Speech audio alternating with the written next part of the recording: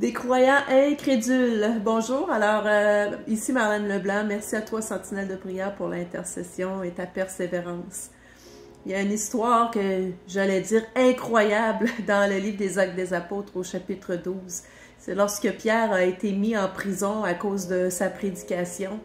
Il est écrit que l'Église priait pendant même la nuit et ne cessait de faire monter vers Dieu des instances prières. C'est beau, hein? L'Église se joint ensemble pour élever les prières pour que Pierre puisse être sauvé parce qu'il va être exécuté par Hérode puisqu'il est en prison à cause de sa foi. Et un ange vient délivrer Pierre et même lui-même, Pierre n'en revient pas. Il pense au début qu'il est en train de rêver.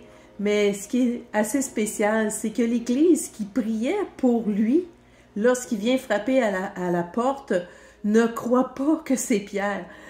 Est-ce que nous sommes prêts à ce que Dieu exauce nos prières d'une façon surnaturelle, puis que ça se peut qu'on réagisse, puis que sur le coup, on ne croit pas du tout que c'est Dieu qui intervient ou quoi que ce soit?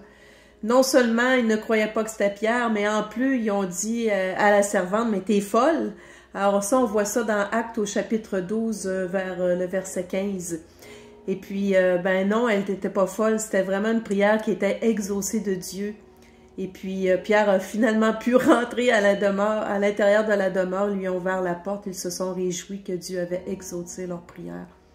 Alors, lorsque nous prions devant des circonstances qui sont au-dessus des fois de nos forces, au-dessus de nos capacités. Attendons-nous à Dieu dans la foi. Ne soyons pas des chrétiens incrédules ou des croyants incrédules, mais croyons que Dieu peut intervenir. Si dans les Actes des Apôtres, où il y a une grande onction de guérison, de miracles, de surnaturel, eux-mêmes ont cru ça, mais sûrement que nous, on a une grande leçon à retenir face à nos propres prières que nous demandons auprès du Père. Alors soyez bénis, merci pour vos prières et croyons à de grands miracles de changement, de réveil pour notre nation.